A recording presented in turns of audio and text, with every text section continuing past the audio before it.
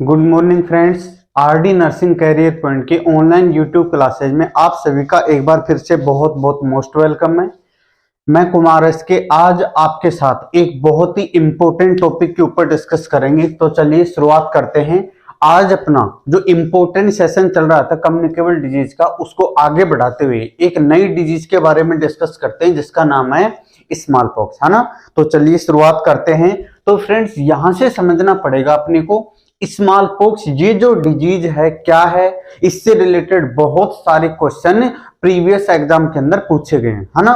तो सबसे पहले स्मॉल पॉक्स को जो डेवलप करने वाला जो वायरस है ना, उसका क्या नाम है, यानी कि कोजेटिव एजेंट। तो चलिए सबसे फर्स्ट वन हम देखते हैं कोजेटिव एजेंट, है ना, ऑफ स्मॉल पॉक्स। तो कोजेटिव एजेंट हो गया इसका वेरियोला वायरस, वेरियोला वायरस, ठीक है ना। दूसरी बात, ये जो वायरस है ये एक डीएनए वायरस है, डीएनए वायरस, क्लियर है ना।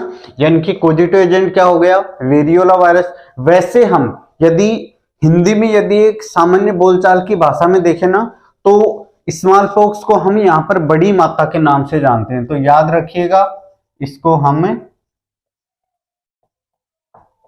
बड़ी माता के नाम से भी जानते हैं, ठीक है ना। दूसरी बात, इसके बाद इसका इंक्यूबेशन पीरियड, है ना, कि साइन सिम्टम कितने दिन बाद में अराइज होता है। तो इंक्यूबेशन पीरियड इसका होता है 7 to 17 डेज, यानी कि 7 से 17 दिन इसका इंक्यूबेशन पीरियड होगा। इसके बाद में हम बात करते हैं इसका कम्युनिकेबल पीरियड, यानी कि वो मोस्ट प्रोबेबल टाइम जिसके अंदर माइक्रो ऑर्गेनिज्म एक व्यक्ति से दूसरे व्यक्ति के अंदर ट्रांसफर हो सकता है। तो इसका यानी कि स्मॉल पॉक्स का जो कम्युनिकेबल पीरियड होगा वो 1 to 2 days before to 4 to 5 days after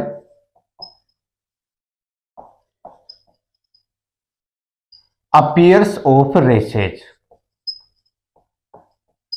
clear है। यानी कि यहां से समझना 1 से 2 दिन, यानी कि जिस दिन, यहां से समझना थोड़ा सा, जिस दिन साइन सिम्टम अपीयर होते हैं उसके 1-2 दिन पहले, 1 से 2 दिन पहले, और इसके लगभग 4 से 5 दिन तक, यानी कि 5 दिन ये और 2 दिन ये, लगभग कितना, 1 वीक का। मतलब जिस दिन इंक्यूबेशन पीरियड कंप्लीट होता है उस दिन पहला साइन सिम्टम अपीयर होता है, इसके 2 दिन पहले और 4-5 दिन बाद में। तो ये टोटल 7 डेज का लगभग इसका क्या होता है, कम्युनिकेबल पीरियड होता है, यानी कि ये एक व्यक्ति से दूसरे व्यक्ति के अंदर ट्रांसफर हो सकता है। इसके बाद में हम बात करते हैं इसका मोड ऑफ ट्रांसमिशन, है ना, यानी कि कौन से पाथवे से ये ट्रांसफर होता है। ये होगा ड्रॉपलेट इन्फेक्शन, ड्रॉपलेट इन्फेक्शन, और डायरेक्ट कांटेक्ट, डायरेक्ट कांटेक्ट, ठीक है ना।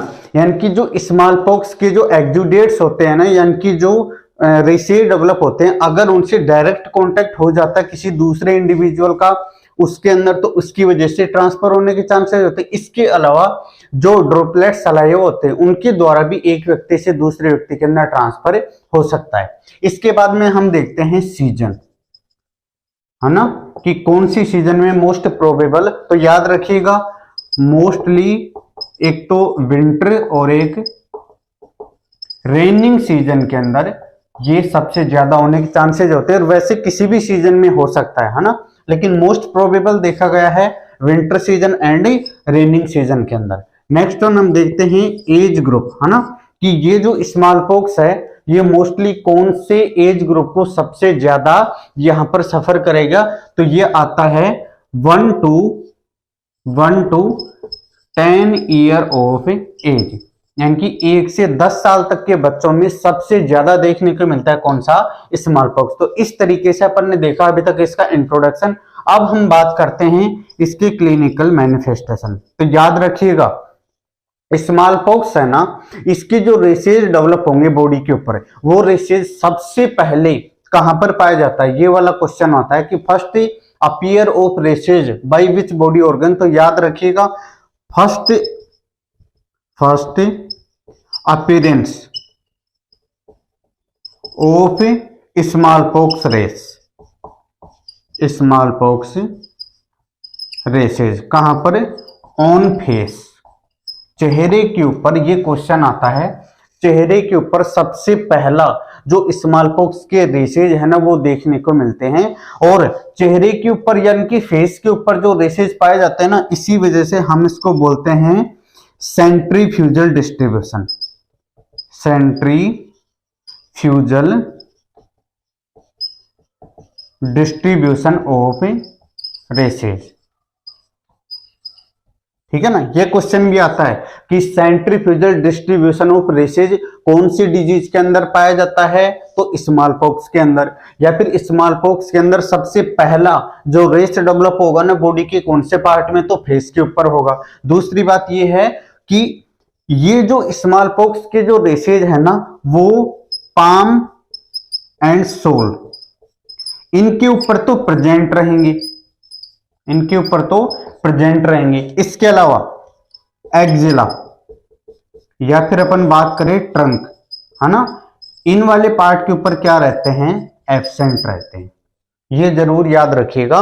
पाम और सोल, पाम का मतलब हथेली, सोल का मतलब होता है फुट का जो लोअर पार्ट होता है। तो पाम और सोल के ऊपर तो पाए जाते हैं, लेकिन एक्जिला और ट्रंक पार्ट, ट्रंक का मतलब हो गया बीच वाला पार्ट, और इसके अलावा एक्सिलरी पार्ट के अंदर ये क्या होते हैं, एब्सेंट होते हैं। तो अभी तक हमने देखा स्मॉल पॉक्स है ना, ये एक कम्युनिकेबल डिजीज है। इसका पॉजिटिव एजेंट वेरियोला वायरस है। वेरियोला वायरस एक डीएनए वायरस है। इंक्यूबेशन पीरियड की बात करें तो 7 to 17 डेज यानी कि 7 से 17 दिन। इसके बाद इसका communicable period 1 to 2 days before to 4 to 5 days after appear of rashes, यानी कि जिस दिन रेसेज डेवलप हो रहे हैं इसके 1-2 दिन पहले और इसके 4-5 दिन बाद में। तो टोटल लगभग 7 डेज का इसका क्या होता है, कम्युनिकेबल पीरियड।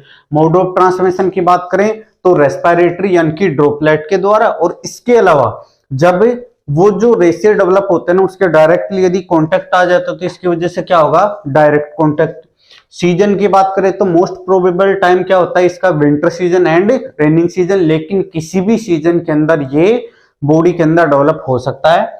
एज की बात करें तो 1 से 10 साल, यानी कि जो 10 साल तक का जो चाइल्डहुड जो एज ग्रुप होता है उसको सबसे ज्यादा अफेक्ट करेगा। नेक्स्ट वन अपन बात करते हैं इसके साइन एंड सिम्टम की। तो आपको भी पता है जो स्मॉल पॉक्स होता है ना वो मोस्टली रेसेज के द्वारा ही आइडेंटिफाई होता है। तो इसके अंदर यदि अपन देखेंगे तो स्मॉल पॉक्स के जो रेसेज डेवलप होते हैं ना सबसे पहले कहां पर होते हैं, बॉडी पार्ट में, फेस के ऊपर, फेस के ऊपर। इसके अलावा पाम और सोल के ऊपर हो सकते हैं, एक्जिला और टंग पार्ट के अंदर एब्सेंट होते हैं। नेक्स्ट वन यदि अपन बात करें जो स्मॉल पॉक्स के अंदर जो रेसेज होते हैं ना वो कौन सी डिस्ट्रीब्यूशन होता है, सेंट्रीफ्यूजल डिस्ट्रीब्यूशन होता है। और पाम और सोल के ऊपर तो क्या रहेंगे, प्रेजेंट, और एक्जिला एंड ट्रंक पार्ट के ऊपर क्या रहते हैं, एब्सेंट। अब हम इसी के रेसेज से रिलेटेड इसके और एविडेंस के बारे में देखते हैं जो स्पेसिफिक साइन सिम्टम के थ्रू प्रीवियस एग्जाम के अंदर भी पूछा गया है। तो चलिए अब हम बात करते हैं साइन सिम्टम से रिलेटेड ही और एविडेंस क्या क्या है यहां पर, है ना। जो रेसेज जो डेवलप हो रहे हैं ना बॉडी के ऊपर, है ना, तो याद रखिएगा सारे के सारे रेसेज, ऑल रेसेज, है ना, will be of one type, है ना। इसका मतलब क्या होता है, all races will be of one type. One type का मतलब है बॉडी के ऊपर जो स्मॉल पॉक्स के अंदर जो रेसेज डेवलप हो रहे हैं ना, या तो वो होंगे सारे के सारे मैक्यूल या फिर होंगे सारे के सारे पैप्यूल। यानी कि मैंने प्रीवियस क्लास के अंदर 4 टाइप के रेसेज बताए थे जो बॉडी के ऊपर डेवलप होते हैं, मैक्यूल, पैप्यूल, वेसाइकल एंड पस्टल। तो कई बार तो क्या होता है, जैसे हम बात करें चिकन पॉक्स की, तो चिकन पॉक्स के अंदर बॉडी के ऊपर एक साथ चारों टाइप के रेसेज अपीयर हो जाते हैं। तो हम आइडेंटिफाई नहीं कर पाते कि उसके अंदर कौन से टाइप का रेस कहां पर डेवलप है। तो इसका मतलब पूरा ग्रुप हो गया, चारों टाइप के रेसेज एक साथ बॉडी के ऊपर अपीयर हो जाते हैं। यहां पर ऐसा नहीं है।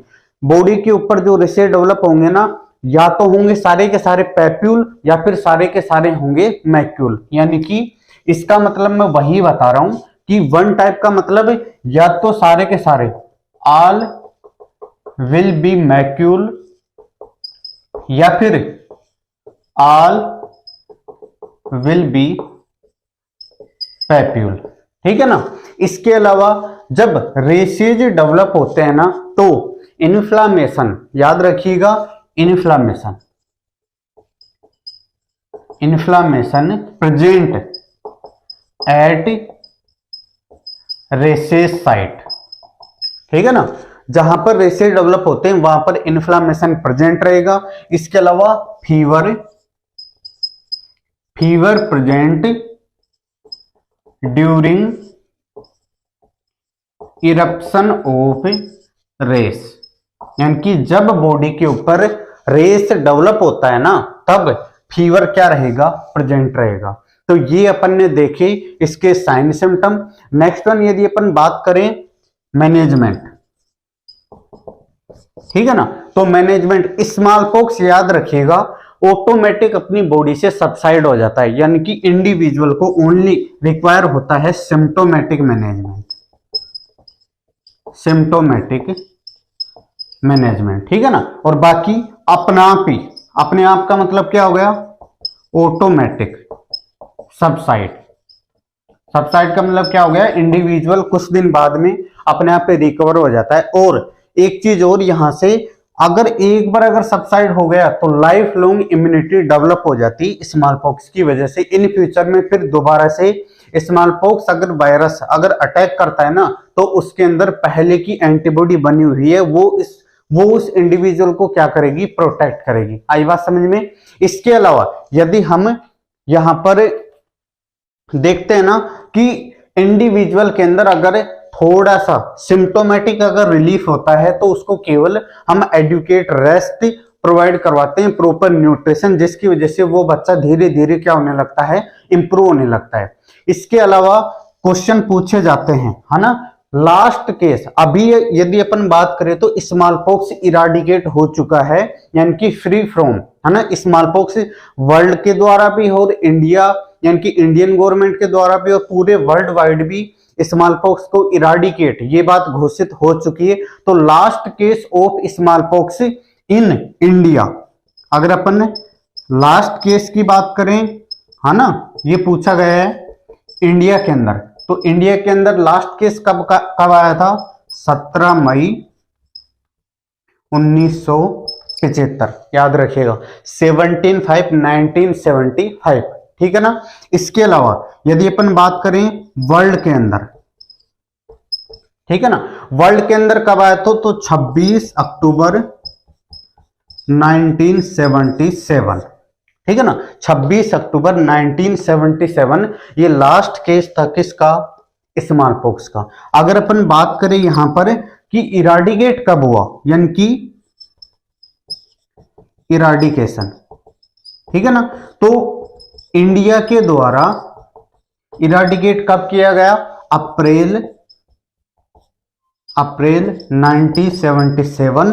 और यदि अपन बात करें वर्ल्ड वाइड तो मतलब ये 4 क्वेश्चन एक साथ बनते हैं यहां पर, याद रखिएगा थोड़ा सा क्या, कि इंडिया के अंदर लास्ट केस आया था कब, 1975। इसके बाद में वर्ल्ड के अंदर लास्ट केस, यानी कि ये तो इंडिया के अंदर बिहार के अंदर डिटेक्ट किया गया था, और ये सोमालिया जो एक अफ्रीकन कंट्री है ना उसके अंदर 26 अक्टूबर 1977 को, तो याद रखिएगा। इसके बाद 75 के अंदर लास्ट केस डिटेक्ट हुआ, और उसके 2 साल बाद में अप्रैल 1977 के अंदर इंडिया को free from small pox detect कर दिया गया। इसके अलावा वर्ल्ड के अंदर लास्ट केस कब आया, 77 में। और यदि अपन बात करें ना यहां पर तो 8 मई 1980, यानी कि 8 मई 1980, इसके लगभग 3 साल बाद में किसके अंदर, वर्ल्ड के अंदर स्मॉल पॉक्स फ्री डिक्लेयर कर दिया गया है WHO के द्वारा, ठीक है ना। तो यहां से हमने देखा स्मॉल पॉक्स से रिलेटेड सारी के सारी एविडेंस। यदि अपन बात करें, स्मॉल पॉक्स एक DNA वायरस है, वेरियोला वायरस के द्वारा मतलब कि खोज किया जाता है, 7 से 17 दिन इंक्यूबेशन पीरियड, अगर अपन कम्युनिकेबल पीरियड की बात करें 1 to 2 days before to 4 to 5 days after appear of rashes, ठीक है ना। मोड ऑफ ट्रांसमिशन की बात करें तो यहां पर होगा या तो ड्रॉपलेट इन्फेक्शन या फिर डायरेक्ट कॉन्टैक्ट, ठीक है ना। इसके नेक्स्ट वन यदि अपन सीजन की बात करते हैं तो विंटर और रेनिंग सीजन के अंदर, और age group probable age group कितना होगा 10 साल से छोटे के अंदर, ठीक है। साइन सिम्टम की बात करें तो जो रेशे डेवलप होते हैं ना वो कहां पर होंगे, फेस में। फेस के अलावा पाम और सोल के अंदर होते हैं, एक्जिला और टंग पार्ट के अंदर एब्सेंट होते हैं। जो ये रेसेज होते हैं ना या तो होंगे सारे के सारे मैक्यूल या फिर होंगे सारे के सारे पैपिलियन की एक बार में बॉडी के ऊपर एक ही टाइप के रेसे डेवलप होते हैं। इसलिए इस टाइप के रेसेज के डिस्ट्रीब्यूशन को अपन क्या बोलते हैं, सेंट्रीफ्यूजल डिस्ट्रीब्यूशन ऑफ रेसेज, ठीक है। जब रेसेज डेवलप होते हैं ना तो उस टाइम में इन्फ्लेमेशन और फीवर क्या रहता है, बॉडी के अंदर प्रेजेंट रहता है। इन्फ्लेमेशन प्रेजेंट रहेगा और fever during eruption of races पाया जाएगा। इसके अलावा यदि अपन देखेंगे तो स्पेसिफिक इसका मैनेजमेंट कुछ नहीं है, ऑटोमेटिक क्या हो जाता है, सबसाइड हो जाता है। और अब फिलहाल इराडिकेट कर चुके हैं, यानी कि स्मॉल पॉक्स का लास्ट केस यदि यहां पर देखेंगे ना तो कब आया था 1975 और 77 के अंदर इराडिकेट कर दिया इंडिया में, और वर्ल्ड वाइड 77 में आया था और 80 के अंदर क्या कर दिया, इराडिकेट कर दिया गया था, यानी कि free from small pox declare कर दिया गया था, ठीक है ना। अगर हम मैनेजमेंट की बात करें, सिम्टोमेटिक मैनेजमेंट ऑटोमेटिक, अगर किसी बच्चे के अंदर एक बार स्मॉल पॉक्स हो गया तो बॉडी के अंदर लाइफ लॉन्ग के लिए एंटीबॉडी डेवलप हो जाती है, इनकी एंटीबॉडी का प्रोडक्शन हो जाएगा, तो इन फ्यूचर में उसको कभी भी ये वाली डिजीज रीअक्रेंस नहीं हो सकती। तो आई होप ये वाली क्लास आपको अच्छे से समझ में आई होगी। तो अगर ये क्लासेज अच्छे लगती हैं तो चैनल को सब्सक्राइब कीजिए, लाइक कीजिए एंड शेयर कीजिए। इसके आगे आने वाली डिजीज स्मॉल पॉक्स हो चुकी है, अब नेक्स्ट वन जो चिकन पॉक्स आएगा बहुत रिसेंटली, वेट कीजिए। नई क्लास के साथ फिर से हाजिर होंगे, तब तक के लिए धन्यवाद।